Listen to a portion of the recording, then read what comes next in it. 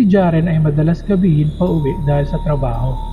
Dahil mahirap sumakay ng jeep kapag lampas alas 12 na ng gabi, umaasa siya sa mga motorcycle taxi, kagaya ng Move It or Angkas.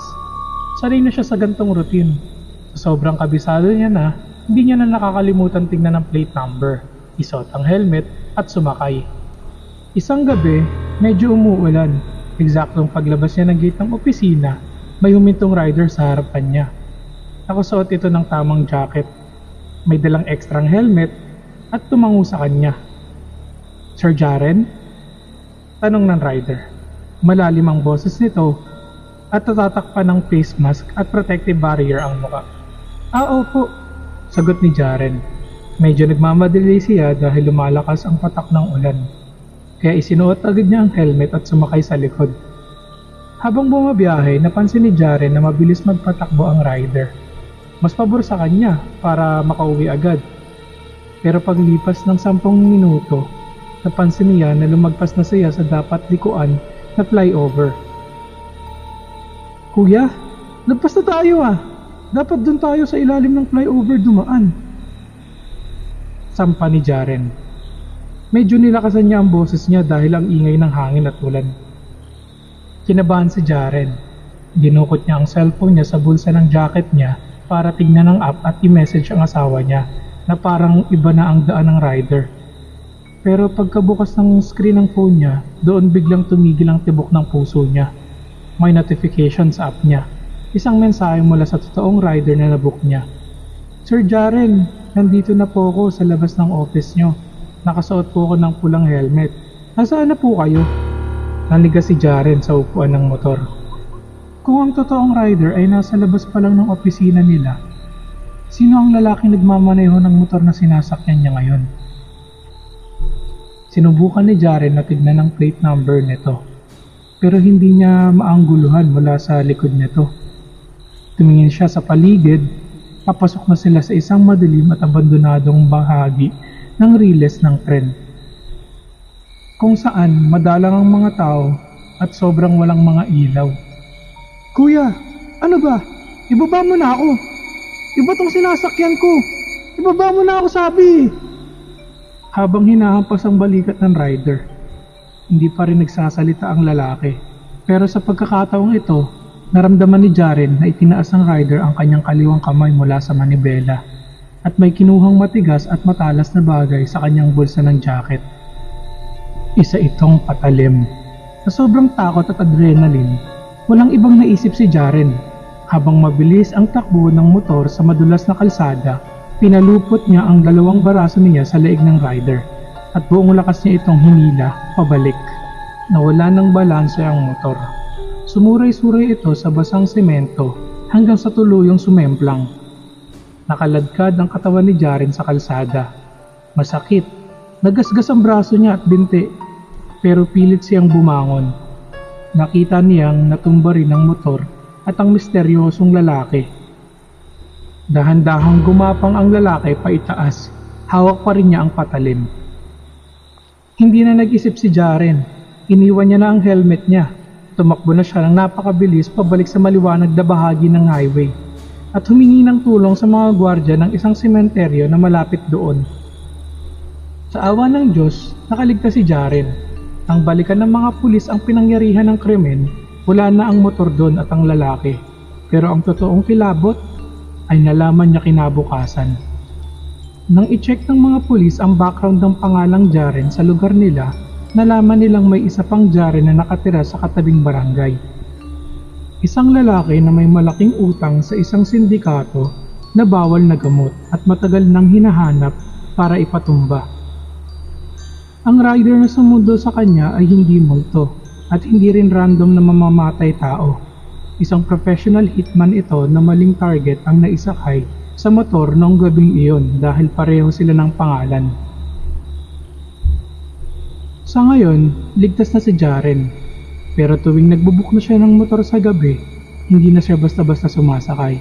At hindi na siya nakakalimot itanong, "Kuya, anong buong pangalan ng susunduin mo?"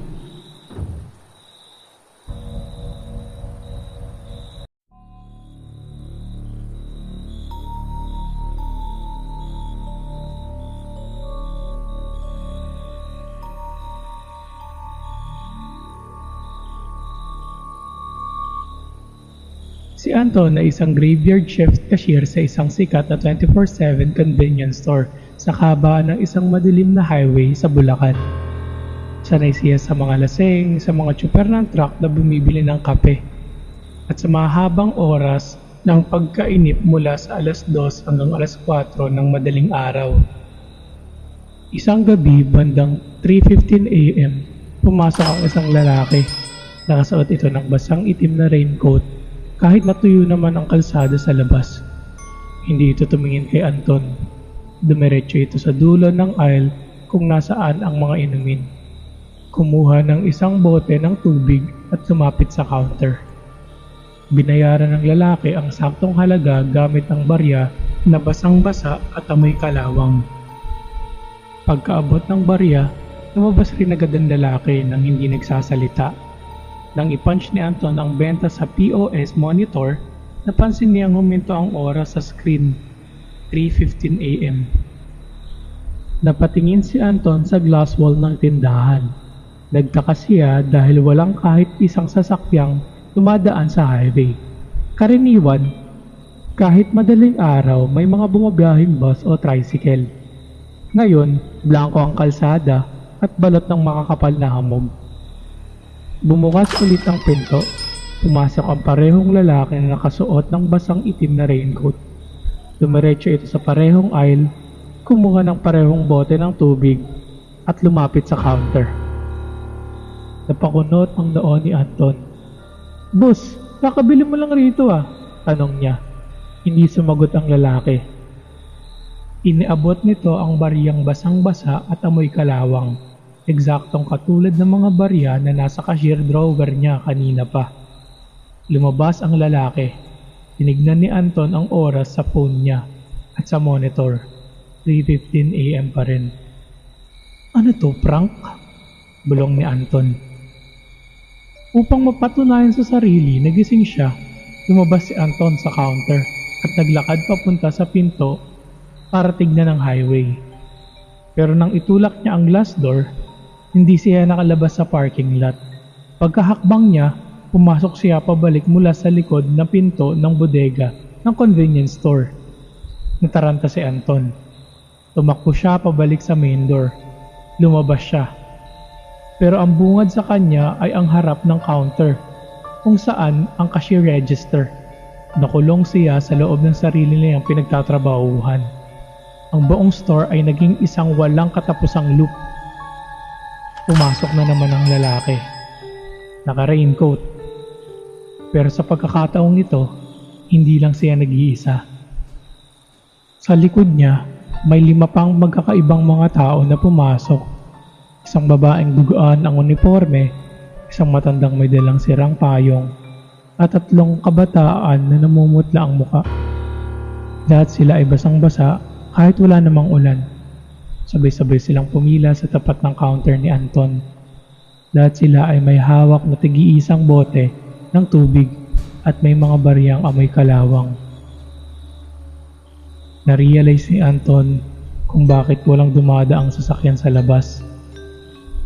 Ang highway na iyon ay kilala sa mga malalagim na aksidente tuwing madaling araw. At ang convenience store na pinapasukan niya ay hindi na totoong convenience store sa mundo ng mga buhay. Isa na itong hantungan ng mga hindi matahimik na kaluluwa. Dahan-dahang humarap ang lalaking naka-raincoat kay Anton. Sa unang pagkakataon, iniangat niya ang kanyang ulo. Walang laman ang mukha nito kundi isang malaking hiwa kung nasa ng mga basang barya na unti-unting iniluluwa ng kanyang bibig. Eksaktong alas 6 ng umaga, dumating ang kapalit ni Anton para sa morning shift. Nagtaka ang kasama niya dahil bukas ang tindahan. Maayos ang mga paninda pero walang tao sa counter. Nang i-check niya ang sales report sa computer, may isang kakaibang glitch. Walang naitalang benta sa buong magdamag maliban sa isang transaction na paulit-ulit na na-punch ng libu-libong beses sa system. Lahat ay rehistrado sa isang eksaktong oras na 3:15 AM. Si Anton ay hindi na nakitang muli, pero tuwing sasapit ang alas 3 ng madaling araw, ang mga driver na dumadaan sa highway na iyon ay may nakikita na isang kahera sa loob ng store na walang tigil na nagpapunch ng mga paninda. Habang ang mahabang pila ng mga basang customer ay naghihintay ng kanilang mga sukli.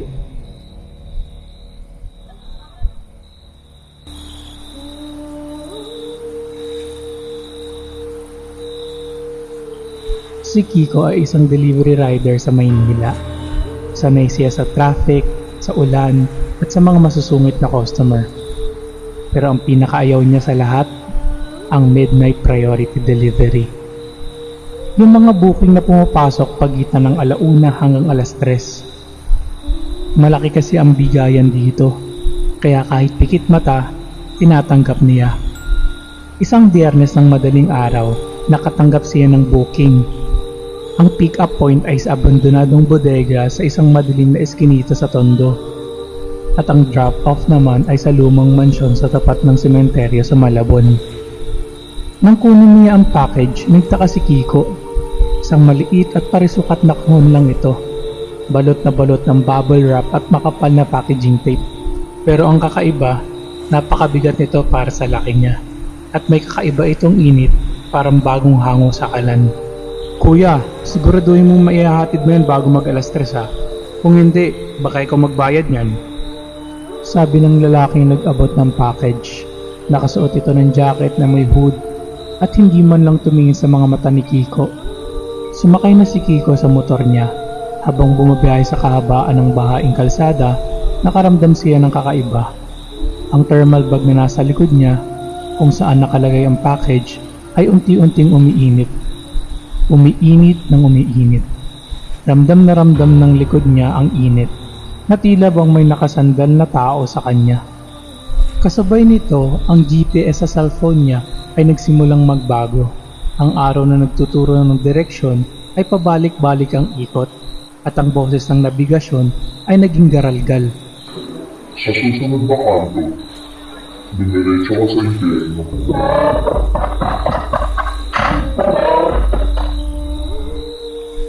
Kinabahan si Kiko. Itinabi niya ang motor sa ilalim ng isang gumagana pang streetlight para tignan ang bag. Pagbukas niya ng zipper, lalong naging matindi ang init. At mas kinabahan si Kiko. May narinig siyang mahinang kaluskos sa loob ng kahon. Kaluskos ng mga kuko na kumakamot sa karton. Gusto nang i-cancel ni Kiko ang ride at iwan ang package sa gilid ng kalsada. Pero nang tingnan niya ang app, nagkaroon nito ng error. Nagkulay dugo ang kanyang screen at may nakasulat na countdown. Isa itong timer. 3:41. 3 minuto na lang bago mag 3:00. Dahil sa takot na baka papahamak ang pamilya niya kung may sumpa ang app, pinasibat niya ang motor. Pinasok niya ang madilim na eskinita sa Malabon hanggang sa marating niya ang tapat ng sementeryo. Doon nga nakatayo ang isang lumang mansyon na gawa sa isang maitim na kahoy at adobe. Walang ni isang ilaw ang nakatayo rito. Eksaktong 2:59 AM nang huminto siya sa harap ng gate. Nanginginig pa ang kanyang mga kamay habang kinukuha ang kahon sa bag. Ang packaging tape ay unti-unti nang natunaw dahil sa init. Lumapit siya sa rehas ng gate at kumatok. "Delivery po! Grab Express!" sigaw niya. Bumukas ang malaking pinto ng mansyon. Isang matandang babae na nakasuot ng itim na belo ang dahan-dahang lumabas. Walang tunog ang mga paa nito. Paglapit niya sa gate, iniabot ni Kiko ang kahon. Nang hawakan ng matanda ang package, doon tuluyang napunit ang karton dahil sa sobrang init at pagkabasa mula sa loob. Nalaglag ang nilalaman nito sa palad ng matanda. Napasigaw si Kiko sa kanyang isip. Pero walang lumabas na tunog sa kanyang mga bibig. Ang laman ng kahon ay isang buhay at gumagalaw na puso ng tao. Pero hindi ito kulay pula. Ito ay kulay itim. Natatakpan ng mga uod at may mga maliliit na bibig sa paligid. Napabilis ng pabilis ang pagbuka at pagsara na parang humihinga sa hangin. At sa gitna ng puso, ay may nakabaon na maliit na piraso ng papel. Nakita ni Kiko ang pangalan na nakasulat sa papel na ito bago lamunin ng itim na laman ng puso. Francisco Kiko Santos. Pangalan niya. Salamat anak. Dumating ka sa tamang oras. Ngumiti ang matanda. Nagpakita ng mga itim na ngipin. Ito na ang huling delivery mo. Biglang namatay ang makina ng motor ni Kiko. Ang countdown ng timer sa phone niya ay pumatak sa 3:00. Naramdaman ni Kiko ang biglang paglamig ng kanyang dibdib na parang isang matinding kawalan, na parang may malaking bahagi sa loob niya ang biglang nawala. Nang hawakan niya ang kanyang kaliwang dibdib, wala na siyang nararamdamang tibok. Wala na kahit ano. Kinabukasan, tagpuan ng mga pulis ang motor ni Kiko. Katabi ang abandonadong mansyon sa gitna ng sementeryo. Ang motor niya ay maayos. Ang jacket at helmet niya ay nandoon sa upuan. Pero si Kiko, hindi na nila kailanman natagpuan. Kaya kung ikaw ay nag-order or nagpapadeliver sa madaling araw, i-double check mo ang pangalan ng rider mo. Baka ang susunod na kakatok sa pinto mo ay isang taong naghahanap ng tibok.